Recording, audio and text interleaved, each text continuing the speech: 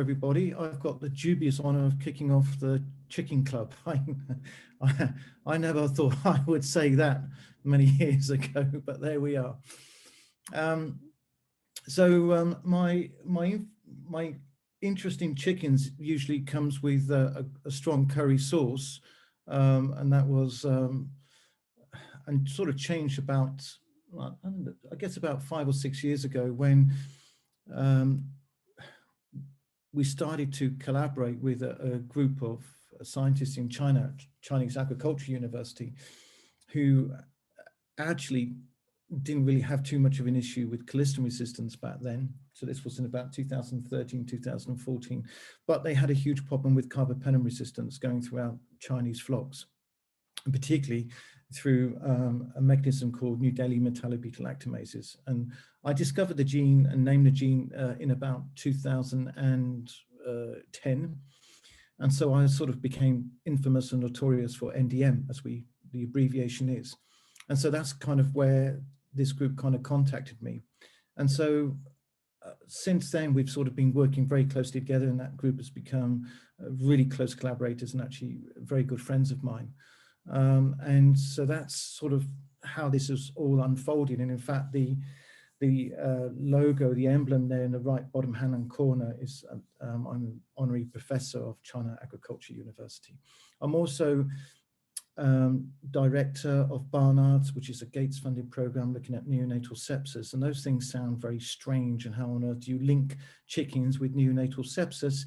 And of course, the link is antimicrobial resistance. And I'll come back onto that and try and sort of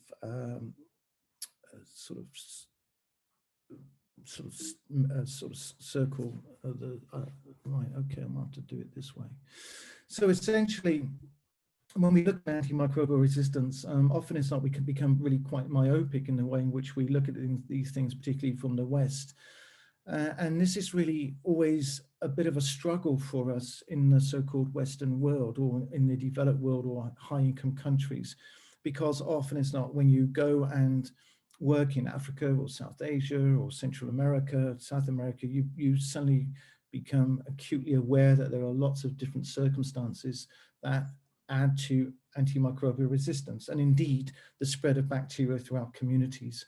And those are just some of the things that I've listed here, and we could probably add to that list. But the microbiology support is very, very weak, as is antibiotic stewardship, particularly in poultry and, well, in farming per se, in fact, as well as, of course, clinical.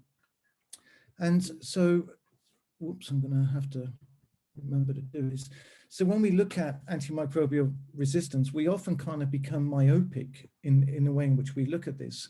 And you've heard of so-called One Health, AMR approach, which is, quite frankly, a load of old nonsense. And it's a load of old nonsense because it's just one of those lovely things that people put in grant applications. And actually, when you actually bore down to it and look at what people are doing, it's actually not One Health at all. And it's not really joining up the dots. And if you really want to do One Health properly, you've got to take into account, as best as you can, all of these considerations. And in fact, hopefully you'll be able to see my mouse here, but things, vectors like insects, arthropods, and birds are as important in spreading antimicrobial resistance across farms, across communities, and indeed into hospitals, as much as anything else. And of course, at the bottom here, you've got your agriculture. And invariably, and I may as well mention this now, if you think of what's the forecast between now and 2050 is that planet Earth will have an extra 2 to 2.4 billion people on it, and we have to feed them.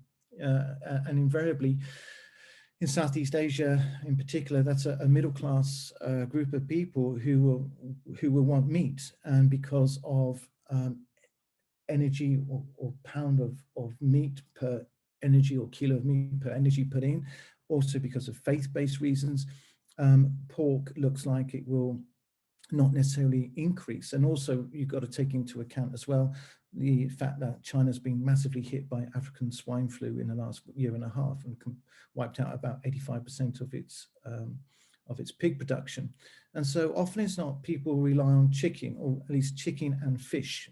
Fish aquaculture is something that will continue to grow over the next 10 to 15 years. And this data that I'm giving you, by the way, is World Bank data. So this is kind of where we are in the world at the moment. And I've sort of exaggerated those figures. It's probably more like 90%. And I've picked on a poor chicken there, which it's not just chicken, it's cattle, particularly in South America and North America, but it's also pig, etc., etc. And, you know, these are the forecasts that we have, that we're going to have to feed a lot more people across planet Earth in the next 25 to 30 years. And how we use those antibiotics in chickens is, or at least in animals, is very important. For those of you who don't know, and I'm probably sure you do, is that there are three mechanisms of giving antibiotics. One is prophylaxis, which is basically prevention of disease. Second is metaphylaxis, which is where you are so-called treating the flock or the herd, when you visually see a few of your animals become sick, and therefore you're permitted or allowed, or will do it anyway, to treat the entire flock or herd. And the third is treatment of a single animal. And when you're dealing with farms with 10,000 chickens, of course, you're not going to treat the individual animal, but you're going to go for either prophylaxis or metaphylaxis. It's a moot point where prophylaxis meets metaphylaxis and vice versa, because often it's not, when you're at the ground level in a farm in Bangladesh or Pakistan or in Laos or wherever it may be, and you realize actually that giving antibiotics to your flock makes them stronger and better and more disease resistant, then the temptation is that you're going to veer towards prophylaxis rather than metaphylaxis. And that is just a fact of life. The reason why this is so important is summarized in this table here. And all of these studies I've been fortunate enough to be involved in. So on the left-hand column, we have typically the antibiotics that were given to animals. These are not the only ones, but these are just an example. And in the middle here, you have essentially the mechanism of resistance that it selects for. Now, it's really interesting that ampicillin actually selects for a metallo-beta-lactamase, despite the fact that these strains have other beta-lactamases on them, and that's really bizarre. But it doesn't really matter. The fact is that these antibiotics listed here are on the reserve list. So you've got tigecycline on WHO reserve list, that's clinical. Colistin is on the WHO reserve list. Carbapenem's on the WHO watch list. And yet we are using antibiotics either as prophylaxis or metaphylaxis, which selects resistance against these critical antibiotics in humans. You know, so the word that we might use in English to describe this scenario is bonkers. There's no other word for it. It is just, it's madness on a scale that, quite frankly, is challenging to understand how we manage to kind of land up with that in this scenario. So something's got to be done about it. We can't go on doing this. We had a conversation last week with the OIE, and for those of you who don't know who that is, that's an organization a bit like the WHO. It looks after animal welfare, and they sort of are very much on top of animal feeds and including antibiotics. And they just said, well, quite frankly, we're beholden to the countries. If a country like Bangladesh wants to go and use Colistin as a growth promoter, then it can, you know, and so there's no authority, there's no global authority to dictate, and the word is dictate, how one uses antibiotics. And I think in 2021, just the beginning of, for us to be in that situation, I think is really, really strange. So what can you do about this? Now, some of you have heard about this. This is the INEOS Oxford Institute. We had our launch 2 weeks ago to the day. No, actually, it was on the Tuesday, so nearly 2 weeks ago. And these are some of the things that we want to do. And essentially what we're trying to look at is whether we can produce antibiotics that we can put into animals, either metaphylaxis, prophylaxis, but in doing so, we remove the human antibiotics we are currently using in those animals. And that is to simply, have a demarcation between antibiotic use between that's used in humans and that's used in animals. It's all very well to say to the farmer, again, I'll use this example throughout, in Bangladesh, to say, well, you can't use colistin, you can't use tetracycline, you can't use ampicillin, and then watch his or her yield fall appreciably and then affect their livelihood. It's all very well having the stick, but we need a carrot. So what are we going to do to replace those antibiotics? Are we going to use better feeds like traditional Chinese medicines? Are we going to use phages, which there's going to be a big pushback on that? Are we going to use vaccines? Well, to vaccinate a herd of 10,000 chickens and turn that around every month is going to be challenging. So we're trying to think of alternatives that will have sort of traction in this area to try and push forward. And so that's kind of one of the things that this institute wants to try and achieve. In terms of this data is now quite old. It's from Ramanand's group from the CDDEP. And you can see that still in Europe, and we're probably a little bit better in Europe in terms of our antibiotic consumption, but no doubt in Europe, we still use a lot of antibiotics. But you can see that actually in South Asia, and particularly in China, and we'll come back onto China data in a minute, you can see that there are still a lot of antibiotics used. It's forecast by the World Bank, in fact, that in terms of poultry production, it is actually this area here which will be the one that will grow quickest in the next couple of decades. What I'm telling you isn't sort of fantasy or fictional. These are just some photographs that I took when we were doing some work in Vietnam. This is in Hanoi, just outside of Hanoi. And you can clearly see here that we have colistin as well as ampicillin and given as a feed. And what usually happens is it's not a solid feed, it's actually given into the water. And you can see here that you've got colistin. So just to recap, this is an antibiotic that we use to treat the most serious drug-resistant infections in the clinical setting. It just doesn't make any sense at all. So the story of MCR, some of you will know MCR, and MCR stands for mobile colistin resistance, actually happened in the back of a taxi. So I was working, so just to introduce the group, this is Xuanhua Liu, Rong Zhang, Professor Shen, or Zhangsheng Shen, myself, Yang Wang, who is a very, very close friend of mine now, and Jian Li, and from the CDC, Chinese CDC. And essentially, Yang and I were on the way to the airport, and he just said to me, so we were doing lots of work on NDM5 and carbapenem resistance in chicken flocks. And Yang said to me, Tim, we found mobile colistin resistance. And I said, no, you haven't. And he said, yes, we have.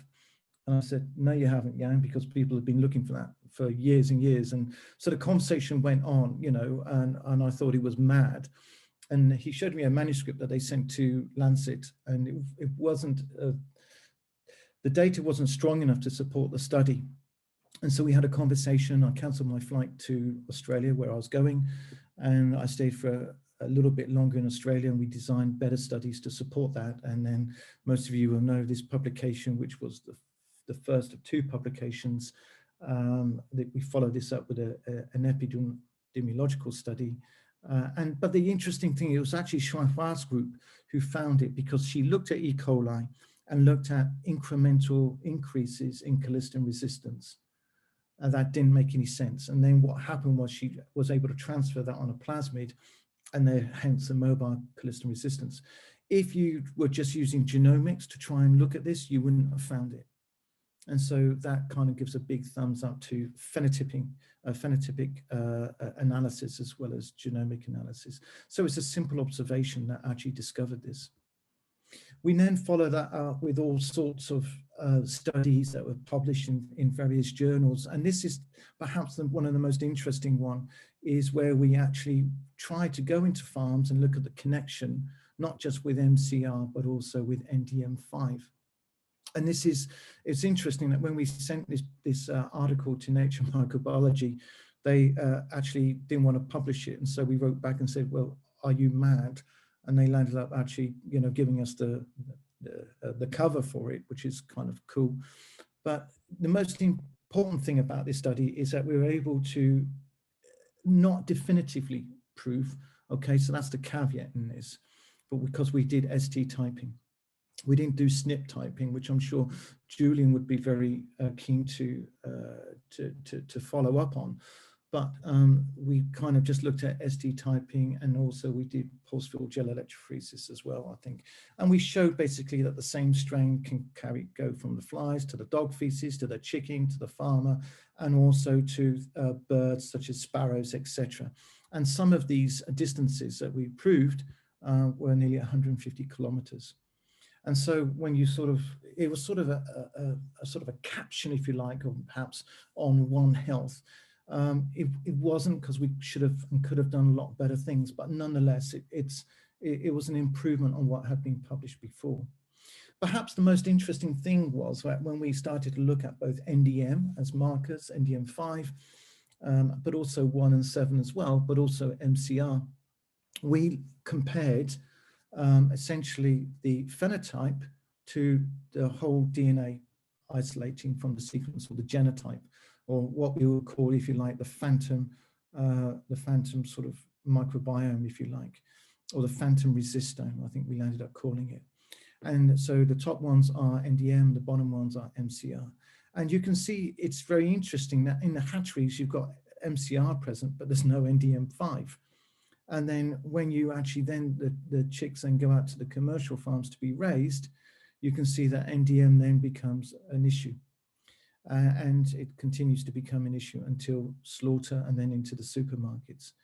You'll notice that the DNA is always higher than the positive samples we get, i.e. the phenotype of the bacteria that we're able to grow on either colistin or indeed carbapenem, in this case ertapenem. So there's always a marked difference. Once we start to get to here, there's not so much difference, but there usually is a substantial difference between what we see in terms of the phenotype and in terms of the so-called phantom resistome, or the presence of the gene. And that may be for a whole myriad of reasons. It's interesting that when in China, this group at China Agricultural University, they were doing surveillance. And so they had a whole strain collection that went back to essentially the 1970s. And so what they looked at was to screen for MCR. And it's interesting that this particular isolate here, which was the first one that they got, or the first series that they got, actually appeared in 1987. Now, some of you weren't even born in 1987, probably, but for likes of Julian and myself, we probably know. And in fact, in 1987, I got married. So, you know, it's a long time ago. And yeah, actually, it never took off. It sort of bounced along the bottom. The reason why it started to take off in 2008, 2009 is because China then started to use colistin as a growth promoter. And you can see the effects of that very clearly here. And this is kind of where we are now in terms of global map. And this is actually probably underrepresentative. I probably haven't updated that too recently, but you can see that it actually started off. In fact, we believe the first report was actually in Malaysia of this, but they didn't realize what they had. And obviously the more comprehensive studies came out of China. And as soon as we published this, everybody started looking through data banks and genome banks and gene banks and started reporting that, okay, well, we found it here and we found it there. And although it was actually, you know, some people can map this back almost to a decade, the reason why people didn't discover it is because they didn't actually do the phenotypic analysis as opposed to just the genotypic analysis. And so it spread very, very quickly, not quite as quickly or as had the impact of COVID, but there are similarities, as you might imagine. One of the things that we started to look at was trying to understand what are the sort of anthropological issues with respect to the MCR.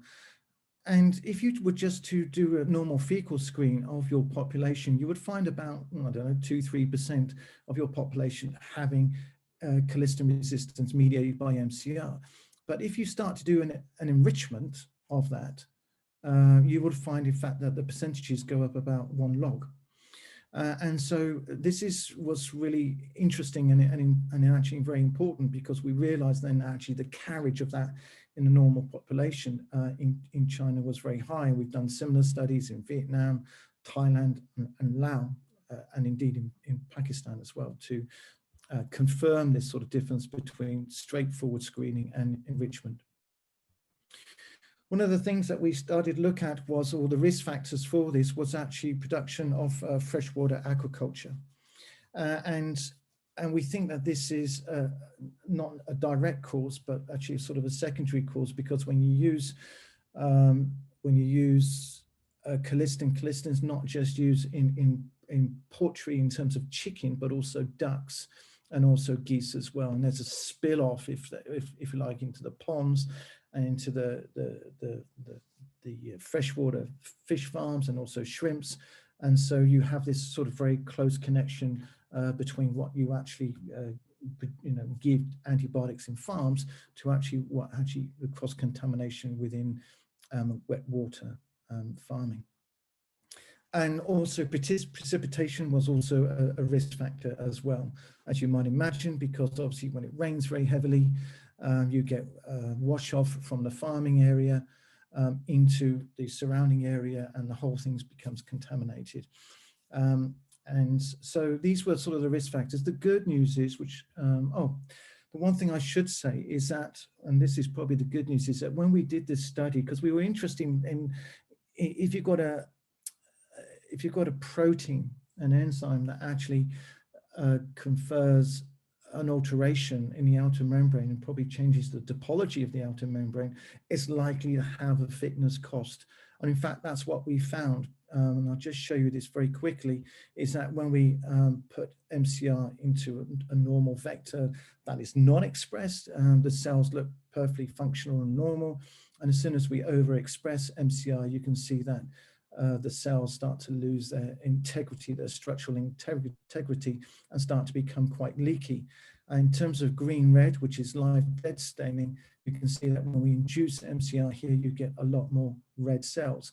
So in other words, just imagine is that the cell that is, the gene that is there to protect the organism, okay, and make it survive, when you overexpress that gene, it then kills the organism. Okay, so there's this very fine balance, and that's why we called it in the paper an equilibrium. There's this very fine balance that the organism has to go through between having the presence of the gene there and giving low-level resistance to colistin. But if you overexpress the gene, you end up killing the bacteria. Now, there have been various versions of MCR, and I think we're way over 10 now, various analogues of them, or variants of them, I should say. And each of them have a different level of toxicity and protection against colistin. One of the things that we were able to do in China was to get the Chinese to ban colistin as a growth promoter. That was a conversation we had in November 2015 with the Chinese Ministry of Agriculture and Ministry of Health. And we had a few meetings where we sat around a table and tried to persuade them of the merits of this. And the thing that actually got us over the finishing line was the fact that we said to them, if you do this, you'll put pressure on Europe and pressure on America, and China will be seen to be leading the conversation. And that thankfully was the switch where the light went on. And so the Chinese Ministry of Health were very keen for us to ban this. As you might imagine, the Chinese Ministry of Agriculture were less keen, simply because they were looking at the impact of the yield and production, et cetera, et cetera. Unfortunately, so overnight we banned pretty much, or the Chinese took about 7 months to invoke this change. So within that 7 months, we were able to remove 8,000 tons per year of colistin as a growth promoter in China. China still exports about 2,500 tons of colistin around the world, mainly using European distributors, I might add. So make of that whatever you will, who then basically rebrand it and repackage it and then dump it on Pakistan, Bangladesh, Africa, wherever. And we actually showed that, in fact, that we had a sort of a bit of a name and shame game going on with India. So we said we found this happening in India, and rather typically in India, they denied that it ever happened and then admitted it happened and then did something about it, which is, the good news is that they actually did something about it, which was great. Hopefully that still is the case. So what happens when you ban colistin from as a growth promoter? So you can see at the top here, we've got 2015, 2016 data, 2017, 2018. And you can see we've gone from green or dark green to light green, and from light green to white. And so basically, we're slowly seeing a rapid decrease, or I shouldn't say rapid, slowly. We're seeing a decent decrease in colistin resistance. That's MCR mediated, and also the same in pigs as well. So having the same effect across the farming. So the good news is, you know, because of the cost of this gene to the E. coli, is that if you remove the selective pressure, resistance goes away. And there are very few antibiotics which you could do that with. And this is probably an exception. Also, the fact that MCR usually appears on itself, the gene's isolated and doesn't come along with other friends in either transposon and integrons. And so it's not actually selected for in terms of the DNA region that may sit on the plasmid, which is usually in this case X4 plasmids. So just going back to the point that I made earlier on, so this is actually the importation of colistin into India. In this case was via a company in Naples that rebranded it and then put it into Mumbai. We've also shown, in fact, that in Pakistan, we have two companies in Europe that are doing exactly the same thing, one Belgium and one Dutch. And we're obviously keen to end this trade overnight for all sorts of reasons. And colistin resistance in Pakistan is a huge issue, and is a massive clinical problem. You know, none of this makes any sense. So this is kind of just where we are now, and these are the areas that we're studying. And I was having a really nice conversation with Sophie and colleagues at the RVC about their work in Bangladesh, where we're also working, and we have evidence that in Nigeria, on the west coast of Nigeria, that colistin is also being dumped on farms there as well. Just to add another issue here is that we've also found tigecycline resistance in China, and we named these the TETx genes. This is also a bit of a nightmare because it comes along with its friends, and so we found the same plasmid that harbors tigecycline resistance and carbapenem resistance. I don't think we found one yet that also confers resistance to colistin, but when that happens, you've almost got the trifecta of the last antibiotics we would use for serious gram-negative infections. And we found this in South Asia, and we found it in Africa. And so typically when you find these things, you suddenly realize that it's just global, and you're playing catch up rather quickly. This is a slide that was taken by a friend of mine who worked for Bloomberg Press, and this is the 2011 flooding in the Indus River of between Pakistan and India.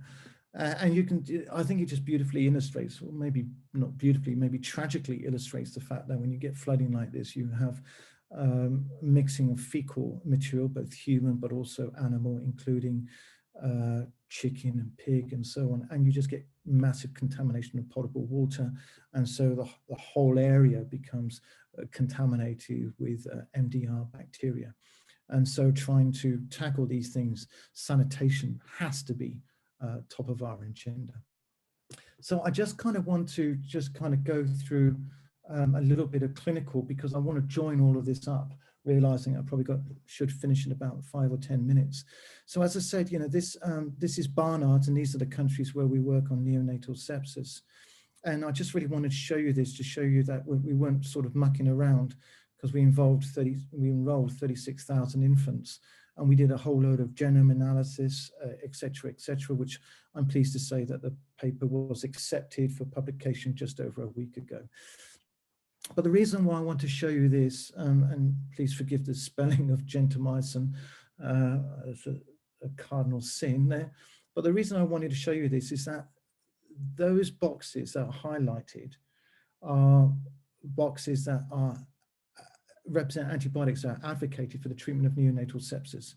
The WHO, by the WHO, they also would advocate ceftazidime as a treatment as well.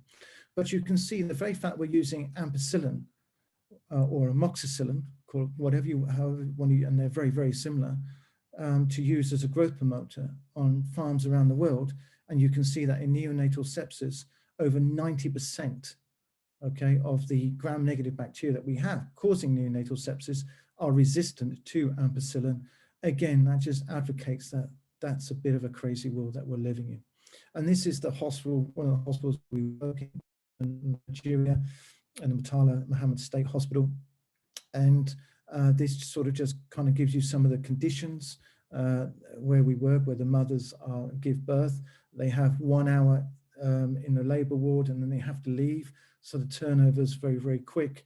And as you might imagine, it's not the cleanest environment. And the reason why I'm also showing this is just to give you a big shout out to my team there, who I think are absolutely fabulous. And that's just an excuse for me to do that. We also work in Pakistan, and again, I just want to join up the dots here. And so we work in various places in Pakistan, not least in Karachi, in Islamabad, and in Faisalabad here, and we also work in Peshawar up there as well. And I think Julian is fairly familiar with our work that we're doing with arthropods and insects in Peshawar. So this is sort of the scene outside of one of the hospitals where we work, and you can see that it's very heavily contaminated. And again, this is, I just want to show you that basically the size of the study that we do, and we try and make the study as large and complex as we can in order to get the depth and the breadth of the data that we need to, if you like, join up the dots. And the reason why I'm showing you this is because of insects. And I made this point at the beginning where I showed you that map of One Health, or kind of joining up the dots between AMR and the distribution of bacteria between various sectors. And you can see that with carbapenem resistance, which we just looked at, a marker for NDM, and ESBLs, which we just use CTXM, you can see that the percentages are really very, very high. They're also very high in the winter as well. And it's interesting, in summer, this is almost exclusively flies, and in the winter, it's actually cockroaches. And what we're able to do in this study was show a definitive link between those bacteria that are present on either cockroaches or flies mainly, and those that actually cause post-surgical infections in humans. And I won't say any more about that. And the reason why this is important is because not so far away, we also look at chickens and how they're raised and the antibiotics that are given. And in Faisalabad alone, 98 tons of Colistin was used on their farm in a 1-year period. And so when you're looking to treat very serious infections, particularly in neonates, Colistin is sometimes used because it's available and it's cheap, it's generic. And yet we're actually having large amounts of MCR. It's interesting that when we looked at the farmer and we asked the farmer in this part of Pakistan, in Faisalabad, a questionnaire about why he or she would use, and invariably it's he, why they would use Colistin on the farms. You can see that here it's sort of, they haven't really defined, well, prophylactic measure. But interestingly, they give it as separate here. Are you satisfied with Colistin results? 100% said yes. Is it easy to purchase Colistin? 100% said yes. And can Colistin be purchased without a veterinary prescription? 100%. So again, it's just bonkers. I mean, however you want to describe it, it is just, in 2021, or this was actually 2020, but I'm sure it's the same now, what kind of world do we live in where somehow that makes sense? It doesn't. And so when we actually have a look at, and just forgive the numbers, okay, so this looks scarily, but it's, you know, have a look at the denominators here of 1. But when we actually have a look at the stronger numbers here, we can see that actually MCR, colistin resistance mediated by MCR, is actually present in not just human swabs, but also in broilers and in meat in the supermarket, also present in cattle, and also in wastewater seepage as well. So again, it's very much throughout the whole of the environment. This is important because this situation is very similar to what we see in Bangladesh, where we're working just outside of Dhaka on the farms, and this is just a burns unit. This is a hospital. This is the Dhaka Medical College Hospital where we work, and you can see that infections spread very, very quickly. Carbapenem resistance is staggeringly high. You know, we're talking 60, 70%, and colistin resistance can be used, although it has to be brought by the patient in this case. You know, so again, using these antibiotics, these very precious antibiotics as growth promoters in farming just simply doesn't make any sense at all. So, you know, this is my penultimate slide, and you know, although we have this institute like the INEOS Oxford Institute, and by the way, the fact that I meant to make when I showed you that slide is that although it's got Oxford in the title, and we want to work very closely with lots of people around the UK who are interested in this area. And we also want to make this as international and as global as we possibly can, sort of following up from the studies that I've mentioned. We don't have all the expertise, we don't pretend to. And so the more people that we can bring on board, and although, you know, the title is Oxford, it had to be based somewhere. But actually, you know, I'd like to think that everybody could have ownership of this and be involved in this and growing this. So too little, too late, probably, but you know, that doesn't stop us from trying to do something about it. And this is just basically all the people who have helped, and I've probably left off a whole load of people there as well. But on that note, I'll just finish, and hopefully it's been informative and maybe even useful, and you can ask questions.